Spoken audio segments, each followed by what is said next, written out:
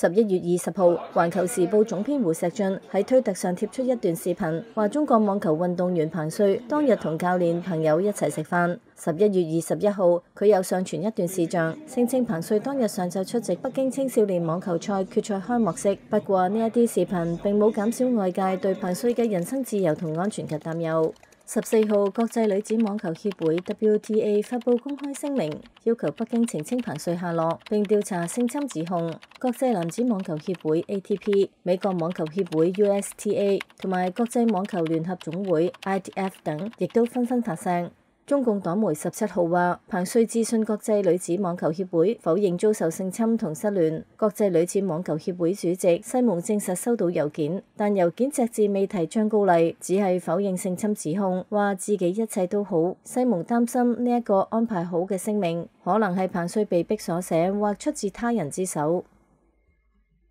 現在彭帥處於失蹤狀態，而且政府做了很多手腳，包括用他的 email 賬號來發布一些虛假信息，不讓彭帥直接出來見媒體，這個讓國際社會更加關注他的人身安危。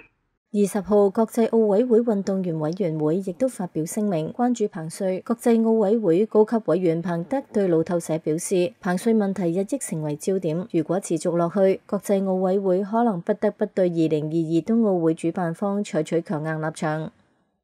這個時候剛好就是2022年的奧運，以彭帥的身份，他是一個網球明星運動員。那麼這個世界網球協會、其他的運動員協會都很直接的聯想到他們運動員到中國的安全。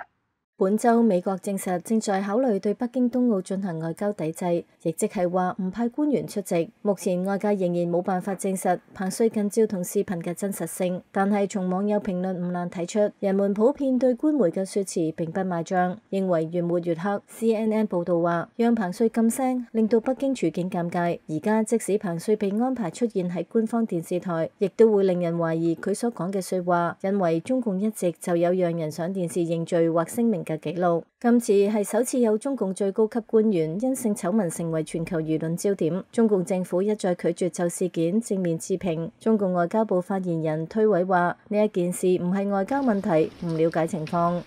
這不是外交問題，